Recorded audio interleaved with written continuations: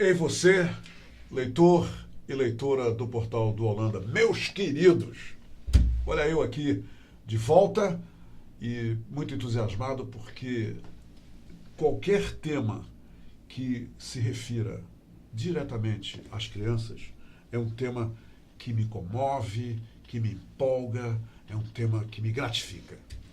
E eu estou muito feliz hoje porque nós estamos recebendo aqui o Dr. Antônio Carlos Silva, está aqui ele do meu lado, vocês estão vendo. Ele é um cardiologista pediátrico. Traduzindo em miúdos, ele é um cardiologista de bebês, de crianças, dos pequenos. Está aqui ele ao meu lado. Antes de eu começar essa entrevista com ele, ele veio falar primordialmente sobre o coraçãozinho, aquela coisa, aquele motorzinho maravilhoso, né, que está lá no peitinho dos bebês, desde o comecinho, Ele vem falar sobre esses coraçõezinhos, coisas não muito boas, coisas boas, mas principalmente como é que a gente resolve o que não está legal. Entenderam? Ele veio para cá. Por isso, mamãe, papai, você que está esperando o seu bebezinho, o seu bebezão, eu espero sinceramente que você assista essa entrevista, tá bem? Mas se você não assistir agora, essa entrevista vai ficar na nossa página no Face, na nossa página lá no YouTube. Eu não sei nem se está certo dizer página no YouTube, mas vai estar lá no YouTube, você entendeu, tá bom? E você vai poder ver essa entrevista, porque ela vai estar aí sempre à disposição de você. Mas deixa eu falar uma coisa para vocês rapidamente. Eu me lembro quando um momento de emoção, porque eu vi, e isso foi no ano 2000, eu vi, doutor, o coraçãozinho, parecia um feijãozinho pequenininho assim, batendo na ultrassom. Eu vi lá no equipamento, e no ano 2000 era algo muito novo, porque, entenderam? A tecnologia evoluiu de tal sorte que eu pude ver no ano 2000 o coraçãozinho do meu filho. E é interessante porque ainda era em preto e branco, eu acho que agora pode estar até colorido, não sei, já está colorido. Quer dizer, aquilo lá já é colorido, mas lá quando ele nasceu era colorido. E eu me emocionei porque eu vi a vida dele ali latente, batendo assim. E eu me emocionei. Depois eu não vi o da minha neta, mas eu já sabia como era. É sobre esse pontinho que deixa os pais fascinados, traz lágrimas, né, para as faces dos pais, e ver aquele carocinho, traz felicidade. É sobre esse carocinho que nós vamos falar hoje, tá bem? E eu quero que você não desligue, não me abandone, fique comigo, porque ele é portador de boas notícias, só boas notícias, principalmente sobre algo que pode estar errado e ele veio para cá para falar. Mas para motivar você, fique sabendo que 1 em cada 120 bebês nascem com um pequeno defeito, ou com um defeito no coraçãozinho. Entenderam? E é por isso que é importante você ouvir essa entrevista. Vou repetir. 1 em cada 120 bebês nasce com um probleminha no coraçãozinho dele. Tá? É sobre isso que a gente vai falar. Eu volto já para falar então com o Dr. Antônio Carlos Silva, cardiologista de bebês, de crianças, de pequenos, cardiologista pediátrico. Até já. Se quero te amar e te amar e te amar muitos anos, cuida bem de mim. Então misture tudo dentro de nós. E aí, gente, estamos de volta e agora é pra valer mesmo, né? Eu já sei que tem milhares de pessoas aí ligadas a gente. Obrigado mesmo. Meu coração tá fazendo tu. Bem, com muita felicidade para vocês, tá bom? Doutor Antônio Carlos, muito obrigado por nos honrar aqui com a sua presença, por ter aceito o nosso convite. E é com muita alegria, eu já disse isso com muitas palavras que eu lhe recebo aqui no Portal da Holanda, no Hora H. Seja bem-vindo. Humberto, obrigado de verdade pelo convite. É uma honra poder participar aqui da entrevista e abrir esse espaço, esclarecer para a sociedade de um tema muito importante de saúde, problema de saúde pública, que é o coraçãozinho das crianças. Falamos muito dos corações dos idosos. Assim, tipo o meu, né? Tipo o meu. Falamos muito, muito na mídia, há muita informação sobre os problemas que acontecem nos idosos. Mas e nas crianças? As crianças têm problema de coração? As crianças nascem com problema de coração? E muita gente não conhece essa especialidade, que é a cardiologia infantil. Eu não conhecia, Pois é. Eu lhe disse isso. São poucos profissionais no Brasil, na verdade, e poucos centros de tratamento no Brasil Que cuidam de defeitos de coração em criança. E por que a gente falar disso? Por que a gente falar desse tema? Como você mesmo falou, o importante é 1 em cada 100 nascimentos nascem com defeitos de coração. Isso é fato incontestável. Isso é fato Acabou. no mundo inteiro. Então vamos falar em matemática. Gosta de matemática? Não. Matemática. Não venha com essa conversa de matemática agora. Diga, doutor. 1 em cada 100, 1%. 1%. Então vamos pegar os dados lá de nascimentos vivos do estado do Amazonas. Para a gente falar daqui, em 2018, 72 mil nascimentos. Certo? Nós estamos falando só no ano de 2018. Só no ano. Okay. Então, por ano, em 2018, 1%, mais de 700 crianças que desenvolvem uma nasceram em cardiopatia 2018 com uma cardiopatia. E dessas 700, 30 a 40% provavelmente vão precisar de uma cirurgia no primeiro ano de vida. Das 700 crianças que nasceram, bebês, 40% vão precisar de uma cirurgia. Vão precisar de uma cirurgia. Agora, o que causa isso, doutor? Vamos começar lá naquele feijãozinho que eu mencionei aqui. Começa por ali, doutor? Esse feijãozinho, esse motorzinho, ele Sim. é o primeiro órgão que se forma no corpo humano, com 8 semanas de gestação. Então, com 8 semanas, um dos primeiros exames que é feito para detectar a gravidez é ouvir o som do coração. Foi o que eu vi, que eu descrevi aqui. Isso, né? do seu Aquele filho. bateu Isso. lá. Então, com 8 semanas, aquele órgão já está todo formado. Só que nós não conseguimos ainda analisar ele bem com 8 semanas. Nós conseguimos, ainda não, né? nós conseguimos ouvi-lo. Né? Nós ouvimos que está tudo bem, é uma gravidez viável.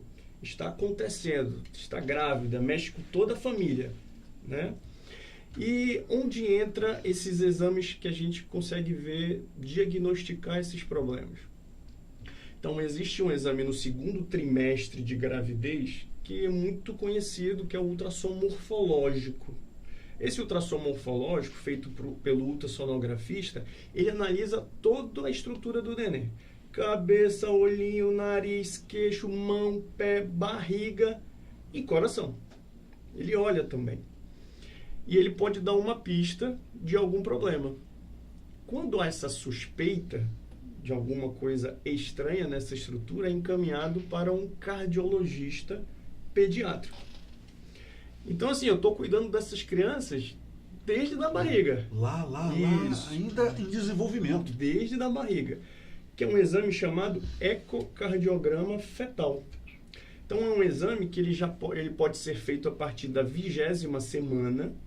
E o ideal, a imagem mais nítida, mais bonita para a gente é entre 24 a 28 semanas. Falando em meses, entre o 6º e o 7º mês de gravidez. Aí a imagem já é bem melhor para uma análise. Para a gente ter uma análise bem definida se existe um problema ou não. E aí sempre pergunta, quando a gente detecta algum problema, qual a causa? Né? Por que o meu filho tem um problema de coração? As mães acabam querendo procurar algum culpado, alguma coisa que fez, o que eu poderia ter feito para evitar. E, na verdade, a orientação é sempre manter um bom pré-natal, junto com o seu obstetra. Isso é fundamental, né? Fundamental. Ir nas consultas, uma vez por mês, fazer as vacinas, evitar infecções, evitar contato com pessoas doentes. Evitar bebidas, evitar Evitar cigarro. bebida, algumas drogas ilícitas, alguns remédios que são específicos, que acham que pode tomar tudo e grávida tem algumas restrições.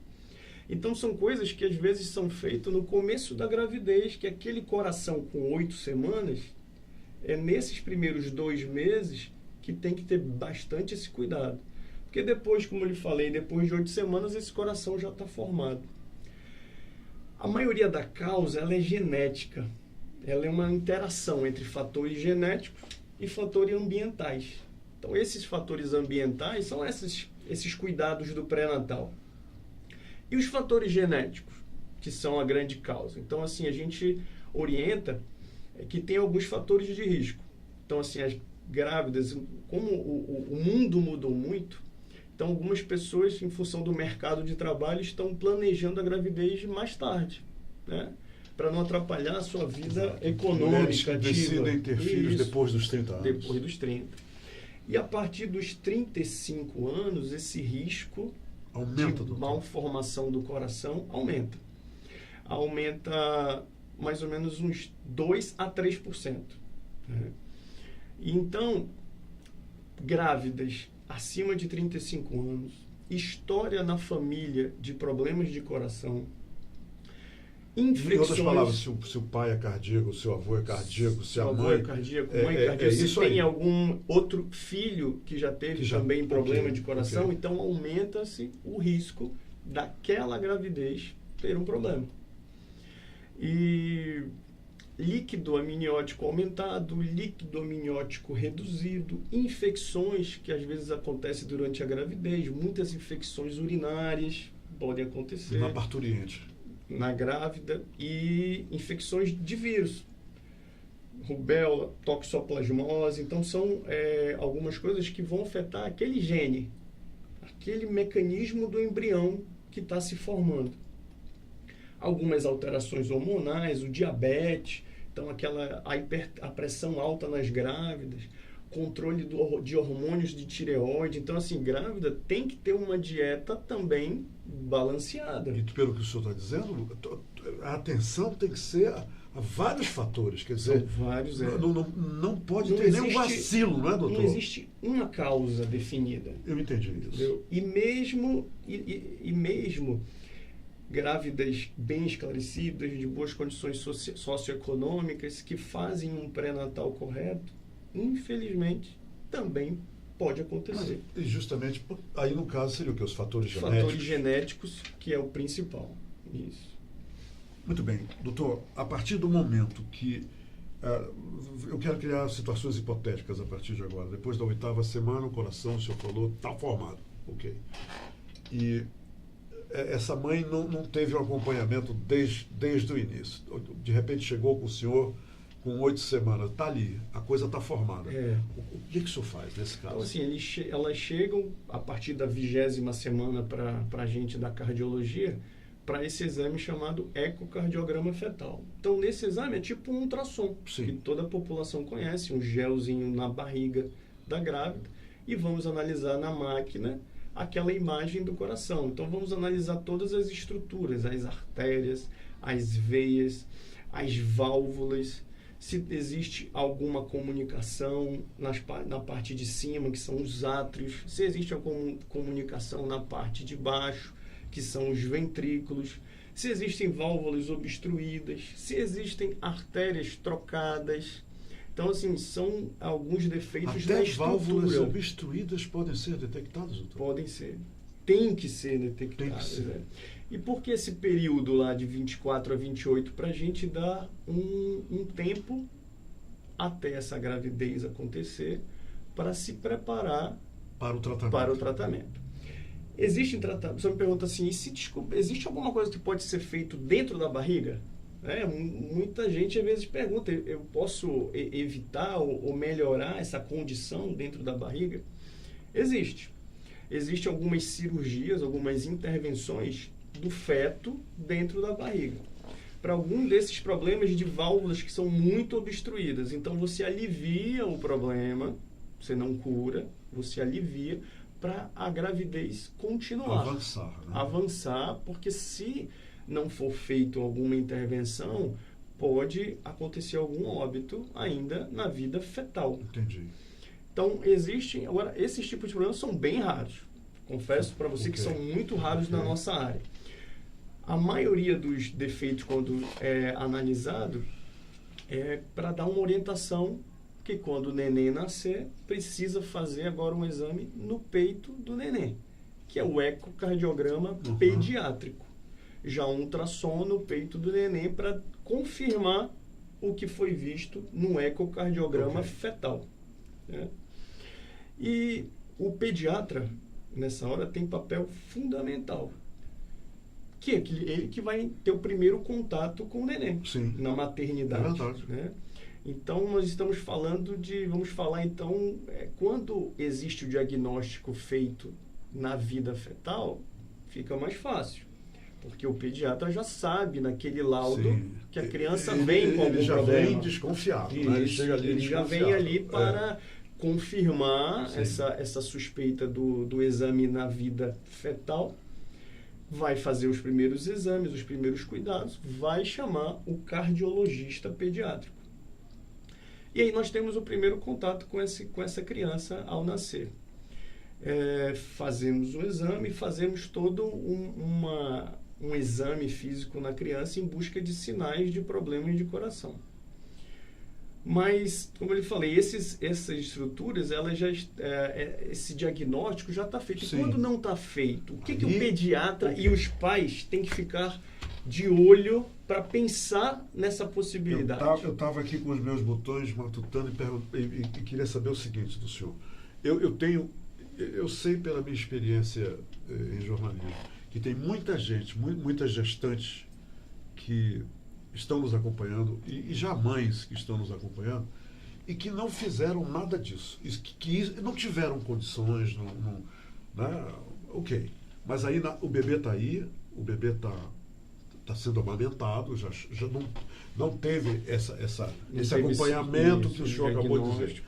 Quais são, doutor, os principais sintomas? Eu imagino que o bebê deva começar a emitir sintomas de que tem alguma coisa errada com o coraçãozinho dele. Por exemplo, e eu coloquei isso na apresentação da sua entrevista, desmaios em bebês e em crianças, pode ser um sintoma? Pode. O desmaio é um dos sintomas, mas em crianças muito recém-nascidas, na verdade, ainda não é muito o foco. Os desmaios, ele acontece geralmente entre 8 a 18 anos. Né? Ok. Os desmaios em si. Já é uma época mais avançada. Mais avançada. 15% das crianças entre 8 a 18 anos vão ter algum episódio de desmaio. Que não necessariamente é do coração. Mas precisa ser verificado imediatamente. Precisa ser investigado. O cansaço do bebê que Aí está sendo amamentado, para Isso. de se amamentar com muita frequência. Esse aí pode ser Esse é o maior sinal de suspeita de problema de coração. O bebê mostrar cansaço durante a amamentação. Isso. Então, assim, esse é o sinal mais importante que liga um sinal de alerta. Poxa, mãe de primeiras viagens talvez passe despercebido. Não pode passar pelo pediatra. Então, na hora que o neném vai amamentar, então é um neném que fica muito pálido, é um neném que às vezes solta o seio da mãe para poder dar uma respirada. Ele sua, doutor, também? Ele sua? Sua bastante, ele fica pálido. Em alguns momentos, na hora de um choro muito forte, ele pode ficar com uma coloração mais arroxeada nos lábios, aqui na região dos lábios, ou nos dedos. Na ponta dos dedos? Na ponta dos dedos. Que é o termo técnico chamado de cianose, essa roxidão que acontece. Então, uma das grandes suspeitas é esse cansaço para amamentar, ao ganho de peso que não acontece satisfatoriamente. É o neném que mama com dificuldade e não ganha peso. É o neném que apresenta essa cianose, essa roxidão ao chorar, ou até amamentar, ou às vezes até dormindo. Isso, na ponta dos dedos ou nos lábios. Também dos pés? Dos pés também. Então, são sinais que, às vezes, chama muita atenção, né, dos pais e levam esse tipo de informação ao pediatra. E aí é quando o pediatra vai nos encaminhar para uma avaliação. Isso pode não acontecer nos primeiros dias. Isso pode acontecer,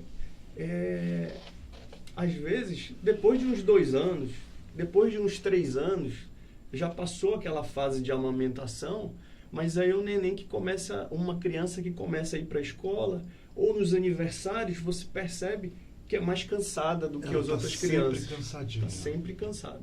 E aí vem um grande vilão da cardiologia pediátrica, que é uma entidade chamada sopro. Sopro no coração. Sopro, essa palavra sempre aparece, né? Essa palavra é uma bomba. É uma bomba na hora que é falado para a família. Então, o que é esse sopro? Esse sopro é ruim? Esse sopro, a gente tem que dar muita importância para ele. Primeiro, o que é o sopro? Doutor, o que é um sopro que tanto falam? Esse sopro, na hora que a gente vai usar aquele aparelho, coloca aqui para analisar o batimento, né, do coração, o estetoscópio, ele é um som no meio da batida do coração. Ele é um barulho. E esse barulho, esse som, ele não necessariamente é de defeito. Então eu estou aqui, é importante esse espaço para desmistificar o sopro do coração. Porque ainda bem que a maioria dos sopros é chamado sopro inocente. Tem alguém aqui nesse momento dizendo que ela é sua cliente e que o filho dela tem um sopro inocente. Está aqui. Legal. Está vendo só? Que é o mais comum. Na verdade, na população pediátrica, é um som, mas por que o coração inocente normal... significa, essa acepção mesmo? É um sopro que não prejudica. Não prejudica. É um sopro de um coração normal. Porque existe um conceito importante. Todo defeito de coração, ele causa esse som, esse sopro. Então, aquela válvula obstruída que eu falei, na hora que o sangue passa nessa válvula, faz esse som. Na hora que existe um furinho ou uma comunicação na parte de cima do coração ou na parte de baixo, quando o sangue passa nesse furo, faz um som, faz um sopro. Som diferente. Um som diferente. Então, um pediatra ouve esse som e comunica à família, já é um motivo de grande preocupação. Então, o grande conceito para passar aqui é assim: todos os defeitos, eles realmente causam um sopro no coração. Mas nem todo sopro é de defeito. Pode ser um sopro inocente. Um sopro inocente de um coração normal. Mas por que um coração normal, então, tem um sopro? Né? Então, existe em crianças, existem algumas válvulas ainda um pouco imaturas. Que estão se desenvolvendo. Mas elas não são defeituosas. Entendi. Elas são um pouco imaturas. Perfeito. E aí, quando o sangue passa por essas válvulas, às vezes faz esse som. Agora, às vezes faz esse som. Carlos, agora, o coração dos bebês bate com uma velocidade surpreendente. Isso é normal, não é? É normal. Parece um motorzinho. É outra causa de muitas crianças encaminhadas para o consultório. Falar de matemática de novo. Ok, matemática. Então, assim, na vida fetal, quando está lá dentro da barriga, a gente, na hora que vai fazer o exame, o normal daqueles batimentos é de 120 batimentos até 180 batimentos. Por minuto. Por minuto. Então, vamos pensar aqui, 160 batimentos para aquele recém-nascido é normal. Para mim e para o senhor... Não, pelo amor de Deus. 160, não. A gente está realmente passando mal. Exato. Qual é o nosso batimento de adulto? O normal é de 60 a 100 batimentos. É verdade.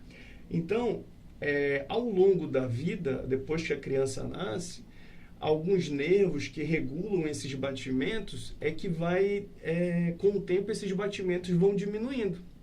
Então, vão chegando a esse intervalo de 60 a 100. Então, é muito comum, às vezes, doutor, eu estou vindo aqui porque eu acho o coração do meu filho acelerado. Olha só, quer dizer, isso acontece, né, doutor? É uma das grandes queixas. E a gente vai examinar, faz um exame chamado eletrocardiograma. que é aquele que põe Aham. aqueles fiozinhos no peito do neném, que vai fazer aqueles traçados. Naqueles traçados, a gente analisa esses batimentos.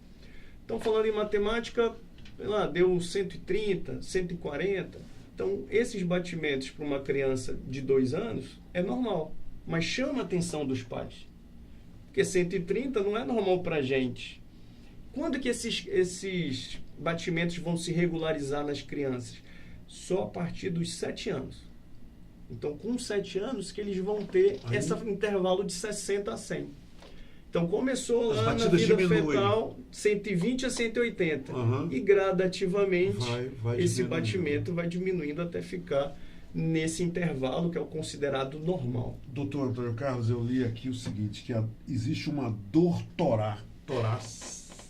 torácica, que é uma queixa bastante comum entre crianças e adolescentes, sendo motivo de grande ansiedade e preocupação para os familiares, pois creem que a causa possa ter uma provável assustadora origem cardiovascular. Meu filho adolescente, minha filha adolescente está com dor no peito. É preocupante isso, doutor? A dor no peito, ela é muito comum, né, nos idosos, né? Quando a gente já associa a dor no peito a infarto. Criança infarta, né? Criança infarta. Só que é bem raro, é muito raro um infarto em crianças. Pode ter alguns defeitos de má formação ou alguns defeitos nesses batimentos, mas é muito raro. A dor no peito que acontece em crianças precisa ser investigada. Em adolescentes também, Isso, crianças e adolescentes, principalmente crianças que vão começar a fazer alguma atividade física. Competitiva.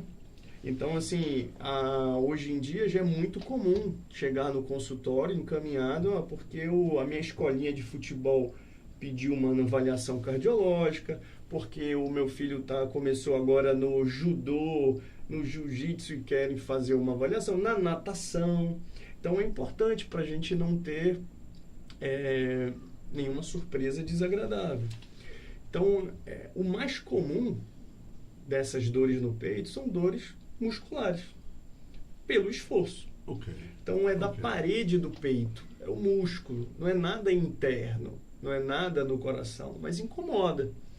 E a gente tem alguns sinais que a gente fica mais preocupado. Se essa dor irradia para o braço, se essa dor ela causa alguma dormência nos membros. Doutor, por que sempre esse sinal que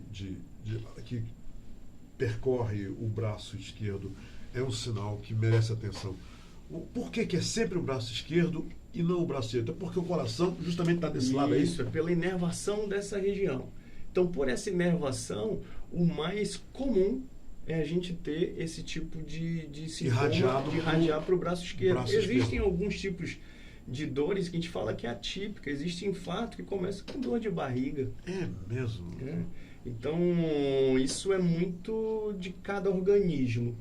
Mas essa dor no peito, que incomoda bastante os familiares e vem para essas consultas, a gente às vezes precisa encaminhar uma criança para fazer um teste de esforço. Sim. Não sei se você já fez aquela Claro esteira. Que eu já fiz aquela esteira.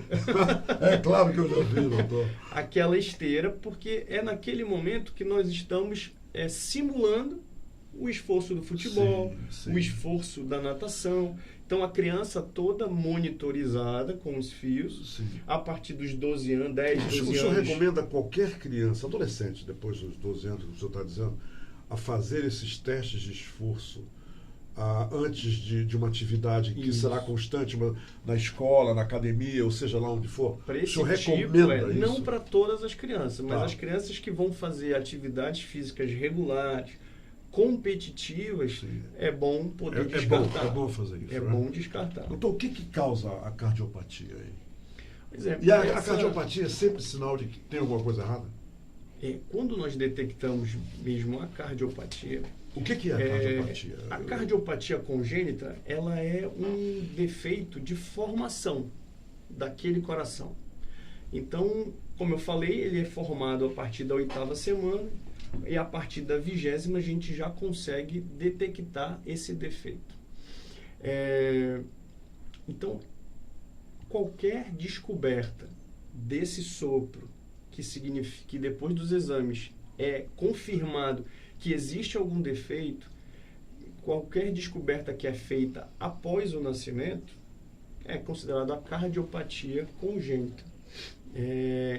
E a incidência é muito grande. Como a gente falou, 1% da população vai apresentar cardiopatia. E existem esses fatores de risco que nós conversamos, dos fatores de risco na gravidez. Então, qual é os 4 principais sinais para a gente pensar em cardiopatia que chegam no consultório? Então, o primeiro é essa rouxidão, que é a cianose, aqui na região dos lábios e na ponta dos dedos, que pode acontecer em qualquer idade. Sim. A segunda é a manifestação de que nós falamos que é uma insuficiência cardíaca. É a incapacidade daquele coração de bombear esse sangue para o resto do corpo. E reflete o que? No cansaço? E os sinais externos para a gente é o cansaço. É o cansaço. Cansaço, em crianças menores, eles fazem um esforço que a gente fala que é batimento de asa de nariz. Então, o nariz ele dilata um pouo mais para poder puxar mais o ar. O esforço que ele está fazendo. Qual é o esforço do neném? É mamar, Sim. é defecar. Quer dizer, o neném, ele interrompe a amamentação, é isso? Aí ele para e sua. O senhor falou que ele sua. O suor excessivo, o não ganho de peso satisfatório, na consulta com o pediatra, vem o primeiro mês, vai o segundo mês, vê que naquela curva de crescimento do peso não está indo bem, associado a algum desses outros sintomas de cansaço, de rouxidão, liga-se o sinal de alerta. Doutor Antônio Carlos Silva, eu percebo hoje em dia, e como eu percebo, nos shoppings, em todas as vias públicas em geral, onde eu vou, crianças acima do peso. Só de olhar eu já sei que a criança está acima do peso. E alguns pais, isso assim de domingo, eu fico sentado ali tomando um cafezinho e eu vejo essas crianças. E vou confessar para o senhor uma coisa. Agora, no sábado, eu fiz isso porque sabia que eu ia estar com o senhor agora. Eu vou fazer para ter certeza. Vou fazer uma investigação de campo. E me sentei ali quieto, tomando um cafezinho num shopping. E o que eu vi de crianças acima do peso desfilarem na minha frente, e os pais ali comprando sorvete, está tudo, parece que está tudo normal. Me diga uma coisa, uma criança que está com o peso além da conta, essa criança está também contribuindo pelo ganho de peso. Eu não quero nem falar nos pais, só estou falando nas crianças, para que problemas cardíacos surjam muito antes do tempo. Uma ótima observação que você viu aí nos shoppings no mundo inteiro. Na verdade, a obesidade é um problema de saúde pública mundial. O senhor percebe isso também, né, doutor, quando o senhor vai nos shoppings? E se você olhar ao lado da criança, talvez os pais também sejam obesos, né? Então, assim, é o que é como oferecido... Como se diz em xadrez, checkmate. É um mau exemplo. Infelizmente, então você acaba passando para a criança... O excesso de peso faz parte erros alimentares que você da estética da tem, família, né, doutor? Você próprio tem e acaba passando esses erros para os filhos. E aí a gente abre o espaço, quando a gente fala de obesidade infantil, para outro grupo de cardiopatias. Então nós falamos bastante aqui das cardiopatias congênitas, que são as cardiopatias ao nascimento, que causam esse sopro no coração. Agora, quando a gente fala de obesidade, nós temos que lembrar mais das cardiopatias adquiridas. Então é aquela... que a criança não tinha e passou a ter. A criança nasceu normal, tem um coração normal, mas nós vamos estragar esse coração normal. Como é que a gente danifica ele? um dos grandes vilões é a má alimentação. Uma alimentação. Então, isso com o Quanto tempo, mais gorda a criança, mais esforço faz o coração, doutor? Também.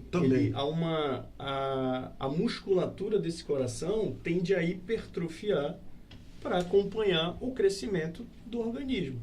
Tá?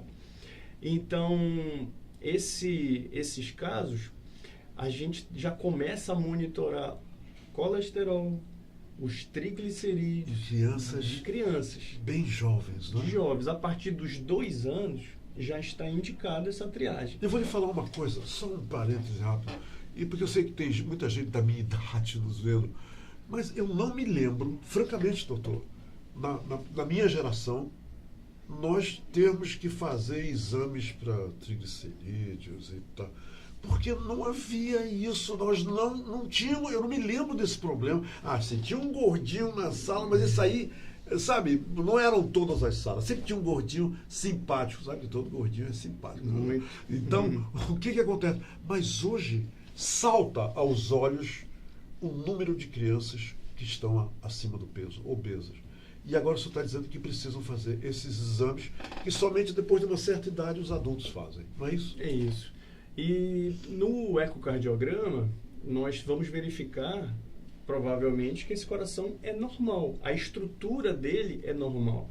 Mas talvez a força desse coração normal, com o tempo, ela possa começar... Devido ao esforço. Devido ao esforço. Fora do tempo. E a resistência. Então, é como se as artérias, elas, com o tempo, com a má alimentação, com o colesterol e triglicerídeos aumentados, vai acumular mais gorduras nessas artérias.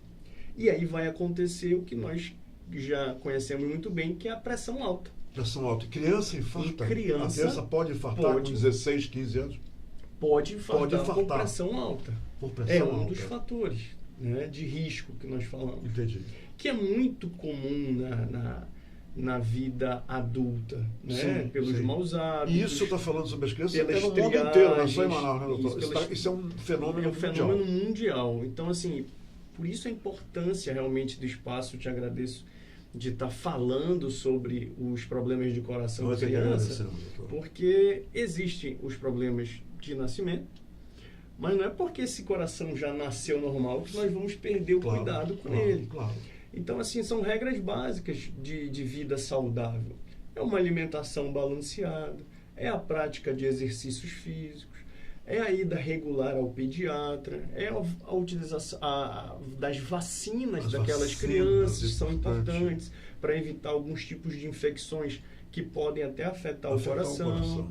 Então, assim, são regras básicas para uma vida saudável, para um coração saudável. Eu me lembro, eu só me fez lembrar uma coisa da minha querida, a minha tia, né? As tias do Caritó. Ninguém nem sabe o que é isso, mas dizia o seguinte: se uma farpa, se você não tirar lá do dedo do pé, ela vem subindo e até o coração. Quer dizer, veja só os ensinamentos que nós recebemos naquela época. E terminando essa entrevista, eu gostaria de lhe pedir uma coisa. Aqui nessa câmera, para os pais, o senhor diga o seguinte: os filhos hoje estão trancados nos quartos, jogando aqui, nesse equipamento aqui, não participam mais do almoço, do jantar, de nada. Eles ficam lá com o Wi-Fi ligado e aí comem no quarto e só saem quando precisam sair do quarto, aí voltam, se comunicam com os amigos através disso aqui, não se reúnem mais para brincar, para fazer e acontecer. O que recado o senhor daria aos pais sobre esse comportamento e que pode refletir na saúde do coração? Então, o grande recado que é passado para a família é para ter o cuidado com o coração dessa criança. Então, atividades físicas regulares, uma alimentação balanceada, sem muitas gorduras, sem muito açúcar, né?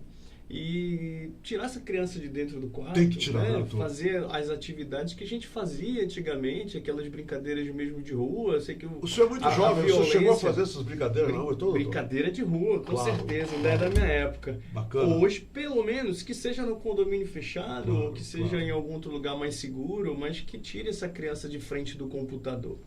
Doutor, Então, assim, acho que a gente da cardiologia infantil, da cardiologia pediátrica, a gente trata das crianças dentro ou fora da barriga. bacana. Né? Então, o recado que eu quero deixar para os pais, converse com o seu pediatra. Converse com o seu pediatra a Fundamental. necessidade de encaminhar para um cardiologista para tirar aquela dúvida, para tirar daquele sinal que incomoda. E para a grávida, converse com o seu obstetra para ver essa necessidade de fazer esse exame de triagem mais detalhado. Não só nos ultrassons, que são os ultrassons normais, mas fazer esse outro, que é o ecocardiograma fetal, para a gente evitar surpresas e ter tempo para deixar esses coraçõezinhos tudo perfeito. Informa. Doutor, muito obrigado. Obrigado mesmo pela entrevista. E o seu Instagram, Paulo, você está mostrando aí, né? O Instagram está aí. Quem quiser entrar em contato com o senhor... Pode entrar nessa, né, aí, onde foi colocado, que lá a gente pode eu responder. não lhe fiz todas as perguntas, impossível. É. Mas eu sei que tem muitos pais aí aflitos, mas fique tranquilo, tá vendo? Pelo menos nós já encontramos ele, nós sabemos que ele existe e nós já sabemos onde encontrá-lo. Isso é fundamental, fundamental. E eu quero acrescentar mais uma coisa. Fabiola, muito obrigado. Essa minha sobrinha Fabiola não existe. Eu amo essa menina, porque ela era bem esmirradinha. Assim, bem Uma grande pequenininha. amiga. Lá no Colégio Doroteia. A Fabiola foi a pessoa, a minha sobrinha, que contribuiu demais para que o desenho dessa entrevista se concretizasse hoje aqui no Hora H. Muito obrigado. Gente, fiquem atentos, tá bom? E o senhor está na Cardio Baby. Cardio Baby. Cardio Baby, qual é o seu endereço? É lá no edifício The Office, na Avenida Recife. Eu sei onde é. Isso. Eu sei. Então, se eu sei onde é, todo mundo Pronto. deve saber. Tá bom? Todo mundo é lá convidado a dar uma visitinha lá para ver esse coração. Nem que seja bater um papinho lá, Isso. né, doutor? Isso mesmo. Prazer conhecê-lo. Obrigado, Humberto. Prazer Obrigado pela imenso oportunidade. tê-lo aqui e fazer dessa entrevista uma das mais importantes que eu já fiz aqui nesses quase 2 anos de estar cutucando as pessoas aqui com as minhas perguntas. Muito obrigado pela companhia de todos, tá? Amanhã eu vou voltar aqui, estou aqui de volta e vou conversar com o deputado estadual, delegado Péricles. Ele esteve lá em São Paulo, participou lá de um comitê que apresentou para ele todo o sistema de inteligência de segurança pública no estado de São Paulo. Notícias interessantes ele está trazendo para a gente e que ele planeja, logicamente, ao longo do seu mandato, implementar para fazer com que o doutor Antônio Carlos, você se sintam com menos medo, menos inseguro aqui na cidade de Manaus. Obrigado, gente. Até amanhã, tá?